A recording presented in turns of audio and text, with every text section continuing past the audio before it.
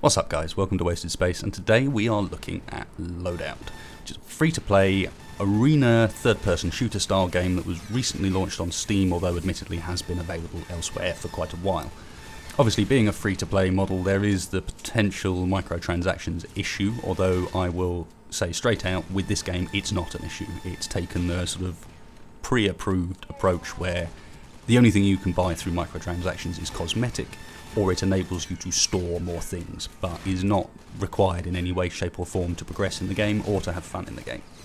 Now the first thing anybody's going to notice when looking at this game is the graphical style, which is awesome. It looks really cool, and something about how it looks makes it more fun to play, I swear.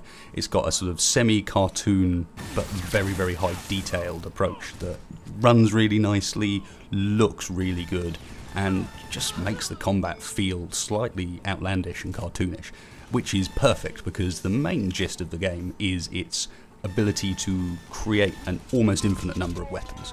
So much like what you would get if you crossed Borderlands with sort of Team Fortress, say, you can create this weird and wild and wonderful selection of weaponry that do pretty much whatever you want. You start off with sort of 4 base weapons, and then you can change sort of the stock and the barrel and the magazine and so on them in order to make them do different things. But, unlike what you would expect, changing the barrel could mean I don't want to shoot 1 rocket, I want to shoot 6. Changing your ammunition could mean, you know what, let's have these bullets bounce around corners. Let's turn this rocket launcher into a long-range sticky bomb mortar. And this makes the whole game just really good fun, honestly. It's the sort of game you'll pick up with a few friends, play on a Friday night and have a great laugh with. And because it's been implemented so well with the microtransactions, you're just straight in there. There's no barrier to your playing, and you're going to have fun even with what you begin with. And to the point where actually I still think the most powerful weapon I've had is the absolute basic stock assault rifle. Don't do anything with it, just use it. Now, as I've mentioned, this is an arena-style sort of third-person shooter game, so you've got some fairly standard game modes. So you're talking about the sort of domination style. There are points to capture, you need to remain in control of them. There's a protect the VIP sort of mode, except your VIP collects resources for you, so you need to keep him alive in order to collect these resources while simultaneously trying to kill the enemy VIP, and then when you kill them he'll become someone else, but it just generally slows them down.